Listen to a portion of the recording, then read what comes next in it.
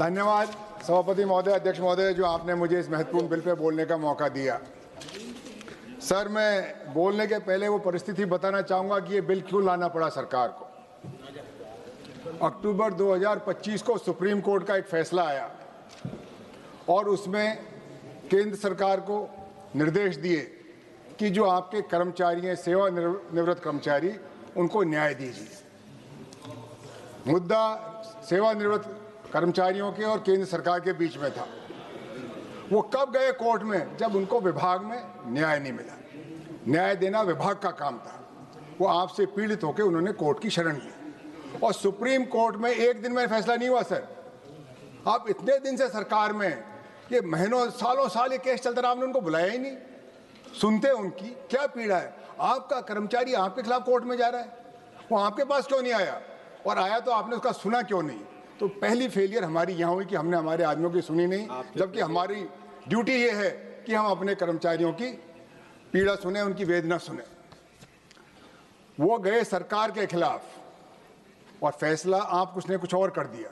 वो चाह रहे थे हमारा प्रमोशन हो, जिसका प्रमोशन ड्यू है उसको प्रमोशन मिलना चाहिए, समय पे मिलना चाहिए। ये कोई दो वर्गों में झगड़ा नहीं है। जैसे सर मैं आप उदाहरण दूंगा, आप साहब बहुत अनुभवी आदमी हो सर, और मैंने पहले आपको कॉन्स्टिट्यूशन क्लब में भी देखा है। कॉन्स्टिट्यूशन क्लब में जब से ये बना, इसमें चुनाव होते हैं, उसके सदस्य वोट देते हैं, कोई राजनीति नहीं होती, कोई जातिवाद नहीं होता। इस बार आपने क्या किया सर? आप ही की पार्टी के दो आदमी लड़ा दिए और जातियों के आधार पर वोट डाल दिए। फूट डालो और राज करो। सर मैं माहौल बता रहा हूं सर, मैं माहौल बता रहा हूं सर। आप अरे नहीं, जगदापाल जी ये खुद आईपीएस अफसर हैं। बोले सर, मैं अभी आईपीएस अफसर के खिलाफ कैसे बोले हैं तो इधर उधर की कहानी बता रहे हैं। नहीं सर, वो नहीं कर रहा। सर मैं आप मेरे अध्यक्ष हैं सर, इस सभा के हमारे संरक्षक हैं सर। मैं आपके सामने अपनी पीड़ा रख रहा हूं सर। ये हुआ ऐसा नहीं, फिर इनके क्या होता है, ये अधिकारी और कर्मचारी लड़ेंगे तो कार्यकुशलता जाएगी, ये कार्य, इनका मन कार्य में लगेगा नहीं और कहीं न कहीं नुकसान होगा विभाग को, और विभाग को नुकसान होगा तो देश को होगा। ये जो केंद्रीय सशस्त्र बल हैं सर, ये गृह विभाग के अधीन आते हैं और गृह विभाग में आंतरिक सुरक्षा विभाग के अधिकारी हैं। इनके आईएएस डिवीजन है सर, इंटरनल सिक्योरिटी डिवीजन, उसके सचिव होते हैं इनके यहाँ। उनको ये पता नहीं था कि इनके अधिकारी और कर्मचारी लड़ रहे हैं सुप्रीम कोर्ट में। इन्होंने बताया नहीं सरकार को, इनकी ड्यूटी नहीं थी ये बताना।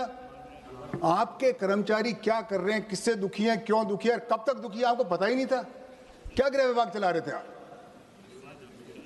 क्या चला रहे थे? किसकी जिम्मेवारी थी? आपने जिम्मेदारी क्यों नहीं तय करी? और उसका फल क्या होता है सर? जब इन अधिकारियों के इनके में झगड़ा होता है, आपका बालाकोट होता है, पहलगाम होता है, क्योंकि वो तो झगड़े में व्यस्त है। आपकी ड्यूटी कौन करेगा? ये आपकी कमजोरी है सर। मैं इसलिए कह रहा हूं, देश की सुरक्षा का मसला है और देश जब आंतरिक रूप से सुरक्षित नहीं है तो बताइए यहाँ का नागरिक कैसे सुरक्षित होगा? मुझे वो दिन भी याद है सर, कुछ दिन पहले इसी पार्लियामेंट में, इसी सदन में असुरक्षा की भावना कितनी थी।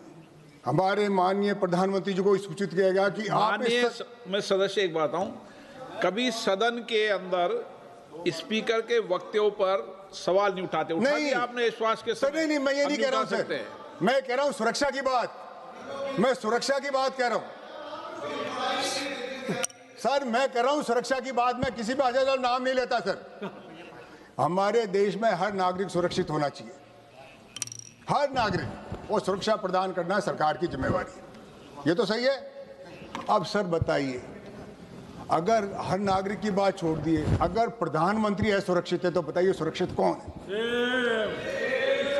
मुझे ये पीड़ा है सर, मैं किसी पर आरोप नहीं लगा रहा, मुझे पीड़ा है। सदन में सुरक्षित नहीं है, सदन में सदन का नेता सुरक्षित नहीं है, तो ये सदन का मेंबर कहां जाएगा?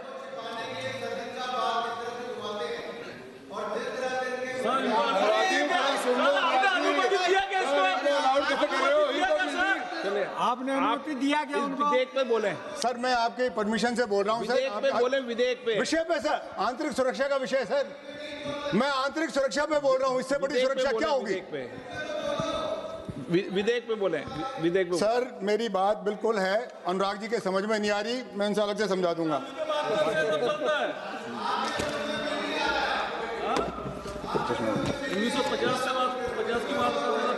सर मैं इस विषय पे इसलिए बोलना चाहता हूं कि ये 2026 है सर। मैं सर 50 साल हो गए मुझे इस सेवा में रहते हुए। 76 में आईपीएस में आया था और 26 में आपके साथ लगातार यही काम कर रहा हूं। अनुराग जी एक दिन भी एक्स नहीं हुआ।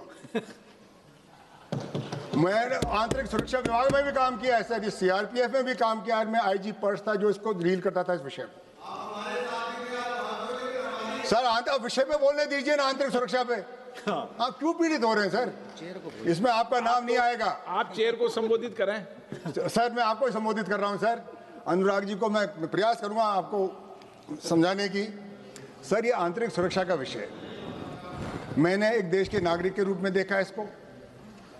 मैंने प्रधानमंत्री कार्यालय में भी आंतरिक सुरक्षा विभाग देखा है। मैं सुरक्षा सचिव था मनमोहन सिंह जी के कार्यालय में, वहां से भी देखा है।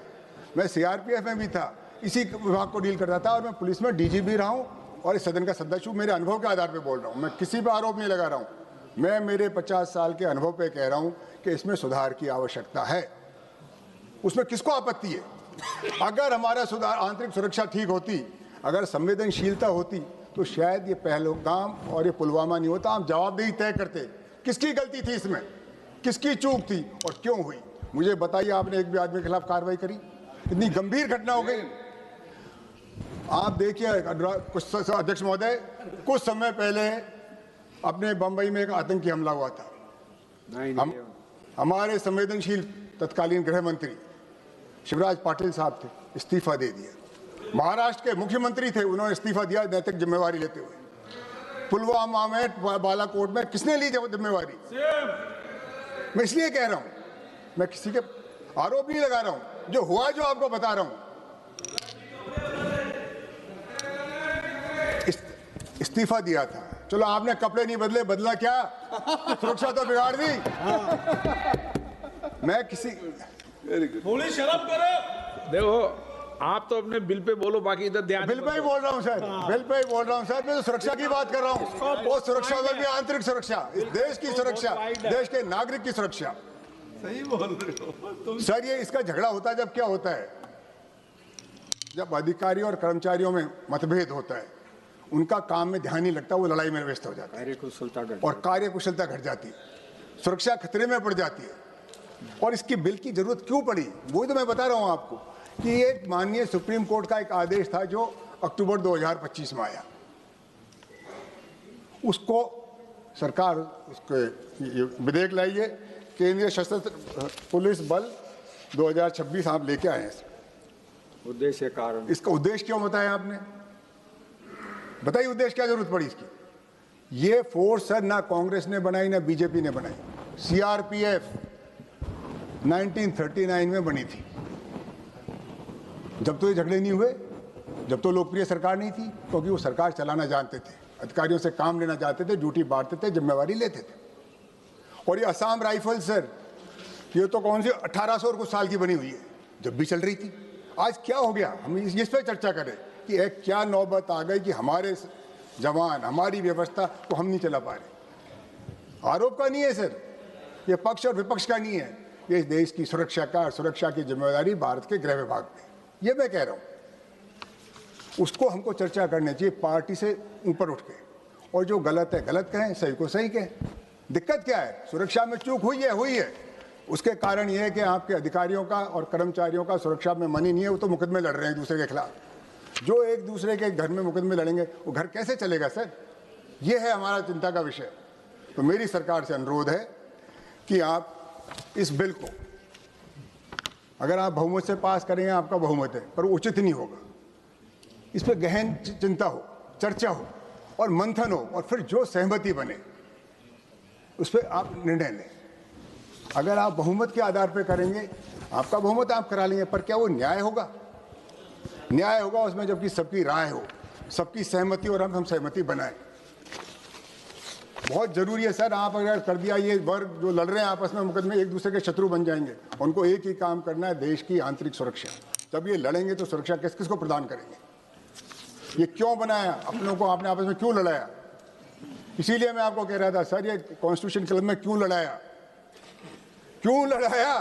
कॉन्स्टिट्यूशन क्लब मेंबर्स का था। मुझे ये भी पता है कि दो जातियों को लड़ा दिया आपने। ना बंद करो बोलना, जाति को लड़ाना। हाँ। तो ये जाति पे, धर्म पे किसको लड़ाना, क्यों लड़ाना? सर मैंने ये भी दिन देखा है सर, मैं उम्र में कद में आपसे छोटा हूँ अध्यक्ष महोदय, उम्र में थोड़ा सा बड़ा हूँ आपसे इसलिए मैं बताता हूँ, मैंने अंग्रेजों के राज के बारे में भी सुना था, वो परदेसी थे पर हिंदू धर्म खतरे में नहीं था। मुगलों के राज के बारे में भी सुना है, हिंदू धर्म खतरे में नहीं। अब कैसा हिंदू धर्म का राज है कि हिंदू धर्म खतरे में पड़ गया? मुझे बताइए कौन कर रहा है इसको खतरे? कैसी सुरक्षा आपकी बताइए? वो परदेसी लोग थे, यहाँ के नहीं थे जब हम सुरक्षित थे। हरीश जी, इस बात पर धर्मेंद्र जी बड़े खुश हो रहे हैं। नहीं सर सर मैं तो बिल पे बोल रहा हूँ सर, आंतरिक सुरक्षा पे सर, मैं कुछ नहीं बोल रहा हूँ सर। पटेल भाई, मैं किसी को कुछ नहीं कह रहा हूँ सर। इस देश में, ये देश हमारा है, ये सेना सबकी है, इसमें गजेटेड ऑफिसर भी होंगे, नॉन गजेटेड भी होंगे, सिपाही भी होगा, हेड कांस्टेबल भी होगा, एएसआई भी होगा, इंस्पेक्टर, सब इंस्पेक्टर, जो भी डीजी सब होंगे। सबकी ड्यूटी है और उनसे सबसे काम लेना सरकार का काम है। सबको काम में दे। मैं तो अर्जुन जी आपके भी पक्ष में हूँ आप जहाँ भी हो मेरे हो।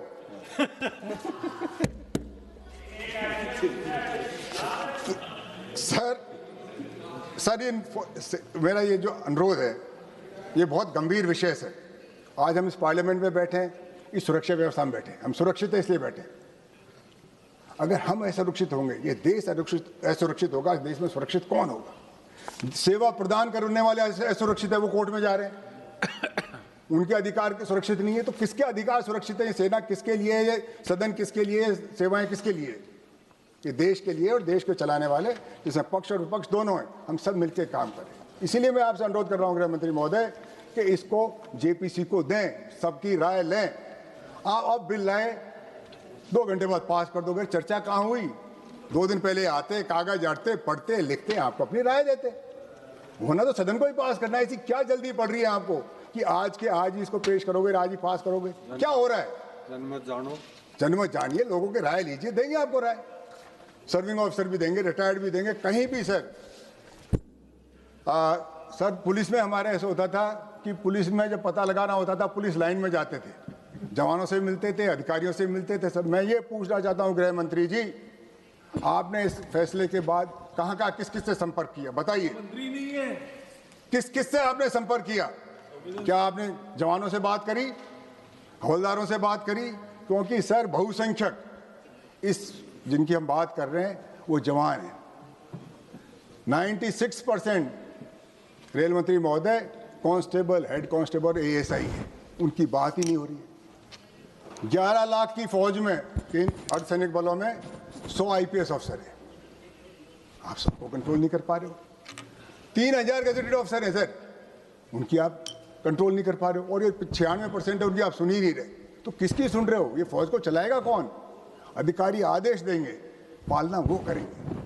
आप कानून बनाएंगे, कानून को लागू वो करेंगे, उनकी आप सुन ही नहीं रहे। मुझे एक दिन बता दीजिए आप कहाँ गए, मैं आपकी बात पूरी मान लूँगा। आपने किसी से चर्चा नहीं करी, कोई आदमी आपको बताता है क्या पता, उसका मुझे पता नहीं कैसे बनाते हो, पर ये बिना चर्चा के जल्दी में लाया गया बिल है। मैं इसका विरोध कर रहा हूँ आज इस आधार पे। इसकी खूबियाँ आप हो तो बता देना, क्या जरूरत पड़ी इस बिल को आज ही पेश करके? आज ही तो ये पुराना मसला है सर, 10 साल से मुकदमा चल रहा है, जब आपकी नींद नहीं खुली।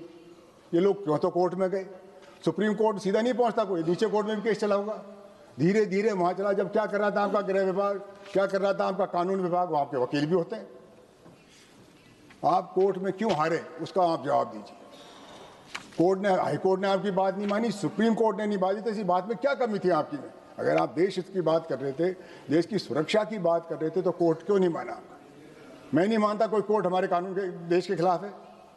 कहीं न कहीं हमारी बात में कमी है, हमने उसको ढंग से पेश नहीं किया, लोगों को संतुष्ट नहीं किया। आप जवानों का भी साथ लीजिए, अधिकारियों का भी साथ लीजिए, कोर्ट में भी अपनी बात रखें, ताकि हमारे देश को अच्छी सुरक्षा व्यवस्था मिले। सर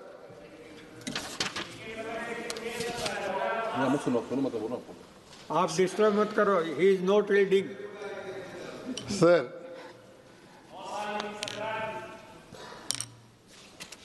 धन्यवाद। आप कर लो।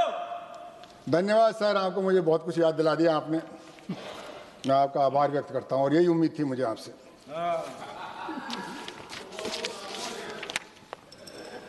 सर,